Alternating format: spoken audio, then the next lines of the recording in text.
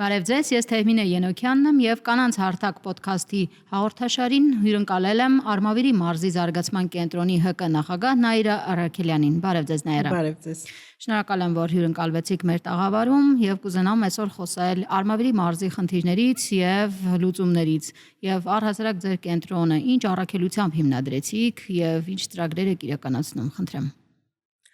Մեր կենտրոնը հիմնադրել ենք 2005 թվականին եւ այս տարի լրանում է մեր 20-ամյակը։ Իրականում, երբ որ կենտրոնը հիմնադրում էինք եւ անունը կոչեցինք Արմավիրի զարգացման կենտրոն, մենք մտածում էինք, որ մեր գործունեությունը կծավալենք միայն Արմավիրի մարզում, բայց այսօր մենք աշխատում ենք Հայաստանի գրեթե բոլոր մարզերում եւ լայնածավալ գործունեություն ենք ծավալում, տարբեր միջազգային հարթակների անդամներ ենք եւ մեր գործունեությունը ծավալում ենք ի նպաստ Հայաստանում համայնքների զարգացմանը։ Այսինքն մենք համայնքահեն հասարակական կազմակերպություն ենք եւ այս 20 տարիների ընթացքում տարբեր ծրագրեր ենք իրականացրել համայնքային զարգացման, կանանց ակտիվացման, երիտասարդների, հաշմանդամություն ունեցող անձանց։ Մեզ շատ են հարցնում, որ դուք ամեն ինչով զբաղվում եք։ Մենք ամեն ինչով ոչ թե զբաղվում ենք, այլ լինելով համայնքում դու չես կարող միայն մեկ գործունեություն կամ մեկ ուղղություն ծավալել։ Այսինքն կանանց ակտիվության, երիտասարդների հիմնախնդիրներ, համայնքի թափանցիկության, կառավարման գործընթացում համայնքի անդամների ներգրավման, հաշմանդամություն ունեցող անձանց ներառականություն ապահովելու, այդ բոլոր խնդիրները քո համայնքի ներսում են եւ այդ ամեն ինչը փորձում ես լուծել եւ այդ բոլոր խնդիրները վերհանել, համագործակցել տարբեր կառույցների հետ, միջազգային կազմակերպությունների, տեղական ինքնակառավարման մարմինների, տարբեր հասարակական կազմակերպությունների հետ եւ այն նպատակներ ու խնդիրները, որ ծառացած են մեր առջև, փորձել լուծում տալ։ Իսկ այդ հիմնախնդիրները, այդ բոլոր առաջարկները մեզ գալիս է համայնքի բնակիչներից, որովհետև մենք անընդհատ բնակիչների հետ շփվում ենք, տարբեր ծրագրեր իրականացնելուց վեր ենք հանում իրենց ուզող խնդիրները եւ հետագայում այդ խնդիրներին փորձում ենք լուծում տալ։ Եթե ֆիլտրենք, ապա ինչ տեսակ խնդիրներով են ձեզ դիմում եւ ինչպիսի լուծումներ եք փորձում առաջարկել կամ գտնել իրենց համար։ Կուզեի օրինակ մեկ ծրագրի մասին խոսել, Գերմանիայի եւ Ֆինլանդիայի կառավարության համաֆինանսավորմամբ Գերմանիայի համագործակցության ընկերության հետ մենք 25 թվականին Հայաստանի 21 համայնքներին աջակցեցինք մասնակցային բյուջետավորման գործընթացը իրականացնելու համայնքներում, ինչ էր իրենից ներառում մասնակցային բյուջետավորումը, գիտենք, որ տեղական ինքնակառավարման մարմինները ամեն տարի ունեն իրենց տեղական աշխատանքային պլանները եւ այդ պլաններով որոշում են համայնքի համար կարևոր խնդիրները, իհարկե նաեւ հանրային լսումներ են անում եւ համայնքի միջոցներով եւ սուբվենցիոն ծրագրերի միջոցով իրականացնում են այդ խնդիրների լուծումը, բայց մասնակցային բյուջետավորումը տարբերվում էր, որ հենց բնակիչներն էին առաջարկում խնդիրները, այսինքն տեղական ինքնակառավարման մարմինները կարող նույնիսկ չպատկերացնեին, որ որևէ հատվածում խաղահրապարակի կամ ֆուտբոլի դաշտի կամ ժամանցի կենտրոնի կամ երիտասարդական կենտրոնների կարիք կա եւ փորձում ենք այդ խնդիրները վերհանել, առաջարկում են տեղական ինքնակառավարման մարմիններին, հանձնաժողով է ձևավորվում, հանձնաժողովը ընտրում է այդ խնդիրները, կայքում տեղադրում եւ փորձում են այդ կայքում ընտրության միջոցով ֆինանսավորել առավելագույն ձայներ հավաքած ծրագրերը ու շատ կարևորում եմ այս ծրագիրը, որովհետև հիմքում ընկած է կանանց, երիտասարդների եւ հաշմանդամություն ունեցող անձանց մասնակցությունը, այսինքն հանրային լսումները, որ մենք իրականացնում ենք, փորձում ենք, որ անպայման կանայք, երիտասարդներ, հաշմանդամություն ունեցող անձիկ մասնակցեն եւ իրենց խնդիրները վերհանեն, որովհետև շատ դեպքերում շատ կարևոր խնդիրներ հենց կանայք են վերհանում, երիտասարդներն են վերհանում ու կարծես թե դա մեզ մոտ ստացվում է։ Ինչով է պայմանավորված, որ հենց կանայք նկատում են շատ կարևոր համայնքում առկա խնդիրներ, խնդիրներ, որոնք որ գուցե տղամարդիկ չեն նկատում։ Սա սերով է պայմանավորված, թե ավելի զգայուն են կանայք կառավարման խնդիրների վերհանման տեսակետից։ Եվ ավելի զգայուն են եւ շատ կարևոր խնդիրներ։ Օրինակ խաղահրապարակների բացակայությունը ինչու են կանայք վերհանում, չէ՞, տատիկները, մայրիկները փորձում են գյուղական համայնքներում իրենց երեխաներին ինչ որ այգի տանել կամ որևէ խաղահրապարակ տանել ու դրա բացակայությունը հիմնականում տղամարդիկ չեն նկատում, կանայք են նկատում, որովհետև թորնիկների ձեռքը բռնած ուզում են դուրս գան զբոսնել ու այդ այգին բացակայում է հատկապես գյուղական համայնքներում, ինչու ոչ նաև մեր քաղաքային համայնքներում։ Դրա համար երբ որ նրանք խնդիրները վերհանում են, հասկանում ես, որ ավելի զգայուն են, ավելի համայնքահեն են, եւ ես շատ ուրախ եմ, որ օրինակ տարբեր ծրագրի շրջանակներում մեր համար կանանց ձայնը լսելի է դառնում եւ իրենց խնդիրների լուծումը տարվում է դեպի տեղական ինքնակառավարման մարմիններ եւ դրանց լուծում է տրվում։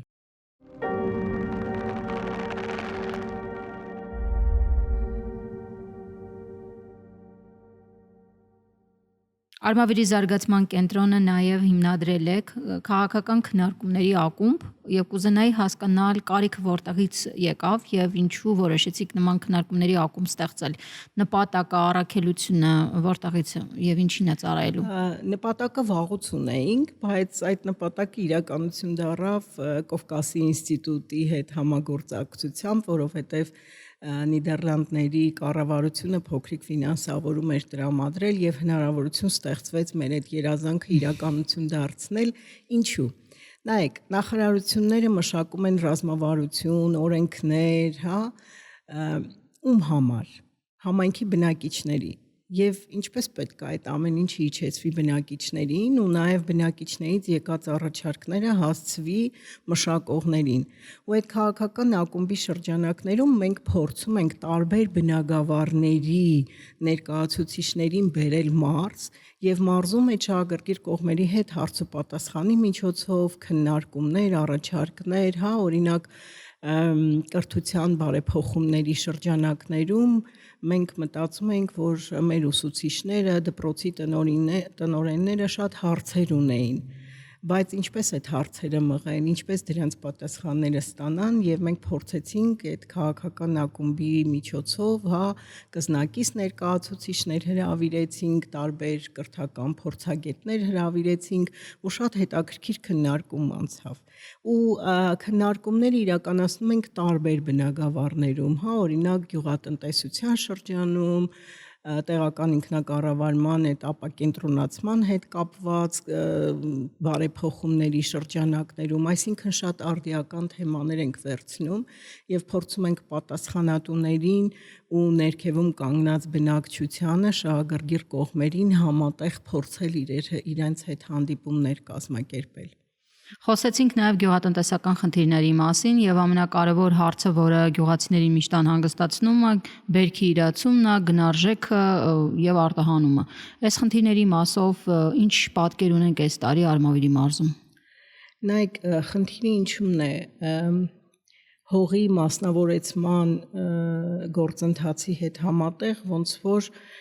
գյուղացիներին թողեցինք իրենց կամքով մշակելու տարբեր մշակաբույսեր։ Եվ արդյունքում ինչպես է ստացվում, ով է շուկան կառավարում, եթե այս տարի լոլիկը լավ է վաճառվում, գինը բարձր է, հաջորդ տարի բոլորը սկսում են լոլիկի մշակությամբ զբաղվել։ Այսինքն սովետական միության տարիներին գոյություն ուներ պլանավորում ու տարբեր տարածաշրջաններում իջեցվում էր, թե որ տարածաշրջանը ինչպիսի մշակաբույս մշակի, բայց հիմա ոչ մի պլանավորման գործընթաց չկա եւ մարդիկ իրենք որոշում են իրենց հողում ինչպիսի մշակաբույս դնեն, ինչպես մշակեն ու վերջում գնաառաջարկի հետ կապված խնդիր են ունենում։ Օրինակ մեր կազմակերպությունը գինու տուրիզմի փորձի փոխանակման էր մեկնել Իսպանիայում Եվ այնտեղ մի գինու արտադրողի հետ երբ որ հանդիպեցինք, ինքին ասեց, որ ես տարեկան իրավունք ունեմ 100 շիշ գինի արտադրեմ։ Ասում ենք, բա ինչի, ասում է, դե գոյություն ունեն սահմանաչափեր ու այդ սահմանաչափերով այնպես են անում, որ շատ գինի չարտադրվի ու շուկայում լճացում տեղի չունենա եւ մարդիկ կարողանան իրենց եւ այգիները եւ արտադրությունը պահպանեն։ Այսօր ցավոք սրտի մեր երկրում ոչ մի պլանավորում գոյություն չունի եւ գյուղացին ինքն է որոշում ինչպիսի մշակաբույս դնի, թե ծառեր դնի ու վերջում հանգում ենք նրան, որ ամեն տարի որևէ տիպի լոլիկ, վարունգ, ծիրան շատ է լինում ու այդ ամեն ինչը շուկայում լճացում է առաջացնում եւ գինը գցում է ու մարդիկ շատ տուժում են, որովհետեւ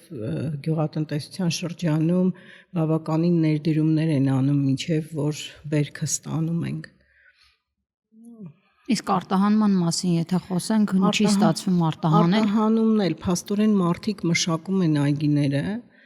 բայց օրինակ եթե կոնյակի գործարանի հետ պայմանագիր ունեն որոշակի գյուղատնտեսական գյուղում զբաղվող բնակիչներ, ովքեր որ խաղողի այգիներ ունեն, իրենք գիտեն, որ կոնյակի գործարանը այս տարի իրենցից ինչքան խաղող է մթերելու։ Բայց մարդիկ մշակում են ու չգիտեն ով կգա կարտահանի, թե չի արտահանի, որևէ մեկի հետ նախորոք ոչ մի պայմանագիր գոյություն չունի, արտահանողները մասնավոր ընկերություններ են կամ հենց մասնավոր մարդիկ են, այսինքն մշակում են առանց որևէ նախապես պայմանագրային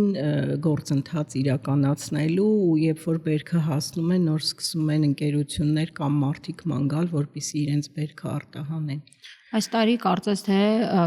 ծիրանի գինը ձեր մարզում 40-50 դրամ էր։ Ինչով էր պայմանավորված այսքան ցածր գին եւ ինչպես է որոշվում այդ գինը։ Նայեք, արտահանողները գալիս են սկզբից, վերցնում են ամենալավ մշակված բերքը ու քանի որ այս տարի ծիրանը նաև մեր մարզում շատ էր,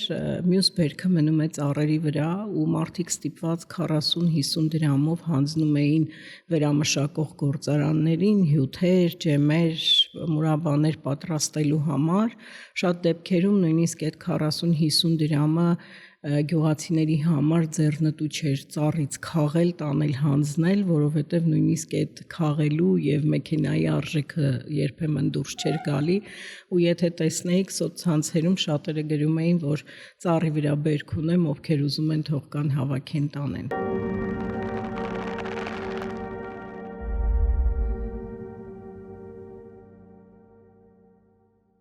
Խոսենք մի քիչ քաղաքական ակտիվիզմից, կանանց քաղաքական ակտիվիզմից, որը փորձում ենք տարիներ շարունակ խրախուսել, ջատագովությամբ ենք զբաղվում եւ փորձում ենք արժեքային համակարգը փոխել, հատկապես կառավարման ոլորտում։ Կնշեք արդյոք ձեր կազմակերպությունը ինչ դրական փորձ է արձանագրել Հայաստանի տարբեր մարզերում եւ հատկապես եւ ավականու անդամների մասնակցությամբ եւ համայնքի ղեկավարների մասնակցությամբ կան այդպիսի դրական դեպքեր, որոնք որ կուզենաք կիսվել։ Իհարկե կան, մենք 2007 թվականից ընտրական գործընթացներում շատ ակտիվ ենք եղել եւ բացի նրանից, որ փորձել ենք թափանցիկ ու ժողովրդավարական ընտրություններ անցկացնելու համար աջակից լինել, նաեւ փորձել ենք կանանց ներգրավել։ Եթե 2007 թվականից սկսած մենք փորձում էինք կանանց ավականիների ինստիտուտը կայացնել, մեզ համար շատ դժվար էր, որովհետև շատ դեպքերում կանայք ասում էին, դա այնտեղ բոլորը տղամարդիկ են, ամուսինս չի թողնի, կամ ես որ գնամ այնտեղ ինչ եմ փոխելու, բայց շատ մեծ օգնությամբ եկավ, երբ որ օրենք ընդունվեց ազգային ժողովի համար, որ ամեն երրորդը հակառակ սեռից ու համամասնական ընտրությունների ժամանակ շատ կարևորվեց, որ նորից ցուցակներում ամեն երրորդը հակառակ սեռից լինի, բայց իմ համար ինքը շատ ցավալի է, որովհետև շատ դեպքերում ոչ թե ասում են ամեն երրորդը հակառակ սեռից, այլ ասում են ամեն երրորդը կին։ Ու դրանով կուսակցությունները փորձում են կանանց ներգրավել, իրենց գործունեության մեջ, առաջադրման գործընթացում, բայց շատերն են տեսնում, թե ինչքան փոփոխություն է բերում կանանց ներգրավմանը կառավարման գործընթացում։ Սկսենք հենց նաև երբ որ ուղիղ եթերներով նայում ենք, հենց միայն կանանց ներկայությունը զսպում է տղամարդկանց ավելի կոռեկտ պահել իրենց ավականու նիստերի ժամանակ։ Շատ խնդիրներ կանայք են վերհանում, ինչպես նշեցի եւ մասնակցային բյուջետավորման ժամանակ եւ ավականիների ժամանակ, օրինակ, երբ որ հետևում ես տարբեր տեղական ինքնակառավարման մարմինների ավականու նիստերին, տեսնում ես, որ կանայք նորից տարբեր հիմնախնդիրներով շատ կարևոր խնդիրներ են բարձրացնում եւ փորձում են իրենց առաջարկները տանել առաջ։ Իմ համար շատ հիմա կարևոր է, որովհետեւ կարծես թե ավականու ինստիտուտը Հայաստանում կայանում է։ Իհարկե համամասնական ընտրությունները շատ մեծ դերակատարում ունեցան համայնքներում, բայց այնուամենայնիվ հիմա կանայք չեն ասում, որ այնտեղ գնամ ինչ անեմ։ Արդեն գիտեն գնան ինչ անեն։ Գիտեն, որ գնան ինչ պիտի անեն։ Կամ նույն ընտանիքի անդամը երբեք իր կնոջը չի արգելում, որ ինքը առաջադրվի որպես ավականի, որովհետև նաև հանրության կողմից հարգանք է ստեղծվում ավականիների նկատմամբ, ու հատկապես երբ որ կին ավականիները իրենց շրջապատում, իրենց համայնքում զրուցում են, խնդիրներ են վերհանում եւ ասենք բնակչությանը իրենց ընկերուհիներին, հարևաններին ասում են, որ ես այս հարցը ավականիում կվերհանեմ ու եթե հաջողվում է որևէ խնդիր վերլուծել, շատ մեծ հարգանք է ձևավորվում այդ կին ավականու հանդեպ։ Եվ ես հուսամ, որ ամեն երրորդ կին ասածը Հայաստանում կդառնա ամեն երրորդը հակառակ սեռից։ Եվ ամենահաջողված դեպքերը գուցե եւ դրականորեն ազդեն համայնքի կյանքի եւ կենցաղի վրա։ Այո, համայնքի կյանքի իրականում ազգային ժողովում նորից ունենք, ամեն երրորդը հակառակ սեռի, բայց ցավոք սրտի բոլորը դիտարկում են ամեն երրորդը կին, բայց համայնքներում կարծես թե ավականու հետ շփումը, ավականու գործունեությունը ավելի անմիջականորեն է անդրադառնում համայնքի բնակչի վրա, քան ազգային ժողովում օրենքների մշակման գործընթացում, որտեղ շատ ժամանակ բնակիչները չեն էլ հասկանում, թե ազգային ժողովում ինչ օրենք մշակեցին եւ այդ օրենքի կատարողները ովքեր են ու ինչ ազդեցություն պիտի լինի, մինչեւ օրենքը կիրարկման չի անցնում, նոր հասկանում են, որ մենք ինչի են ժամանակ մի հատ առաջարկ չարեցինք, երբ իդրաֆտի հնարավորությունը ունենք, որը նաև բնակչության շրջանում այդքան տարածված չի ու տեղյակ չեն, ու այստեղ է, որ հասարակական կազմակերպությունների դերակատարումը պիտի շատ լինի, որովհետև այդ բոլոր խնդիրները պիտի իջացվի համայնք, լսվի բնակչության ձայնը ու հակառակ այդ առաջարկները տարվի դեպի ազգային ժողով, կառավարություն եւ ասել, որ բնակչությունը կարիք ունի այս խնդիրներին։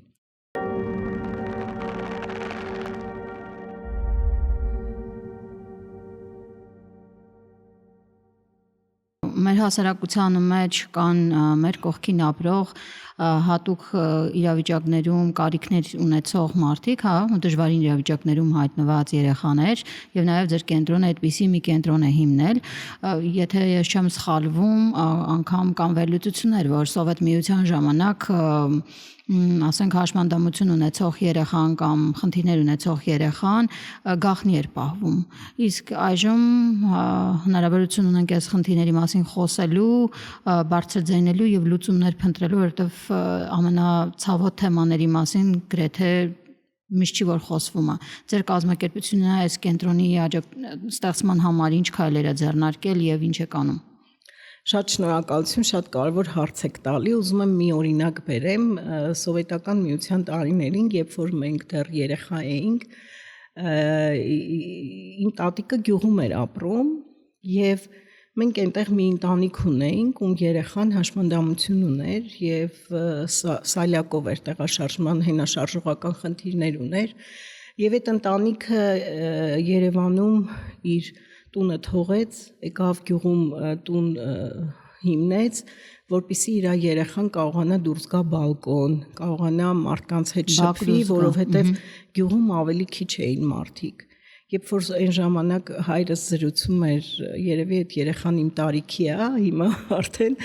ասում էր դե Երևանում, որ երեխայիս հանում եմ դուրս, բոլորը նայում են, ասում են, վայ, էս ինչ ա եղել, վայ, ու այդ վայերից ես շատ վատ եմ զգում, հա։ Այսօր ներառականությունը Հայաստանում շատ արժեքներ է փոխել, հա։ Ու երբ որ ես նշեցի, որ մեր կազմակերպությունը համայնքում տարբեր խնդիրների լուծմանն է առաջնորդվում, հա, հենց մենք Արմավիրում հիմնել ենք կյանքի դժվարին իրավիճակում հայտնված երեխաների աջակցության կենտրոն եւ միայնակ տարեցների ու հաշմանդամություն ունեցող անձանց աջակցության ծրագիր, տնային աջակցության ծրագիրն ենք հիմնել։ Ես տեսնում եմ, որ կենտրոնում խմբում ունեն հաշմանդամություն ունեցող անձինք եւ այլ երեխաներ, ովքեր իրար հետ շփվում են, իրար օգնում են։ Այսօր մենք դպրոցներում էլ, հա, ոնց որ հատուկ դպրոցները փակվեցին եւ հաշմանդամություն ունեցող երեխաները բոլորը փորձեցին ներառվել սովորական դպրոցներում։ Իհարկե խնդիրները շատ մեծ են, որովհետեւ ունենք դպրոցներ, որ ոչ բոլոր հարմարություններն են դեռևս արկա հաշմանդամություն ունեցող երեխաների համար, բայց այնուամենայնիվ արդեն դասարանում երեխաները կարողանում են իրար հետ շփվել, կարողանում են ներառել, ու դա շատ մեծ ձեռքբերում է այսօր մեր համար, որովհետև չպետք է մեկուսացնենք հաշմանդամություն ունեցող անձանց եւ իրենց ներառումը, իրենց աջակցությունը եւ այդ ամեն ինչը պետք է իրականանա ու մարդիկ պետք է իրենց զգան լիիրավ անդամ, հա, լիիրավ անդամ եւ կարողանան կյանքի անկախ հմտություններ ձեռք բերել, որովհետեւ օրինակ շատ դեպքերում, եթե հենաշարժողական խնդրով անձ ես տեսնում, ուզում ես իրեն մոտենալ օգնել, բայց պետք չի, ինքը կարողանա ինքնուրույն այդ ամեն ինչը անել, այսինքն արժեքներ կան, որ պետք է մեր հասարակության մեջ փոխվի եւ այդ ամեն ինչը ընդունվի այնպես, որ հաշմանդամություն ունեցող անձը լիիրավ անդամ է։ Շնորհակալ եմ շատ անկեղծ զրույցի համար եւ այս կարեւոր հարցերը այս տաղավարում քննարկելու համար։ Հիշեցնեմ, որ մեր հյուրն էր Արմավիրի զարգացման կենտրոն ՀԿ նախագահ Նաիրա Առաքելյանը։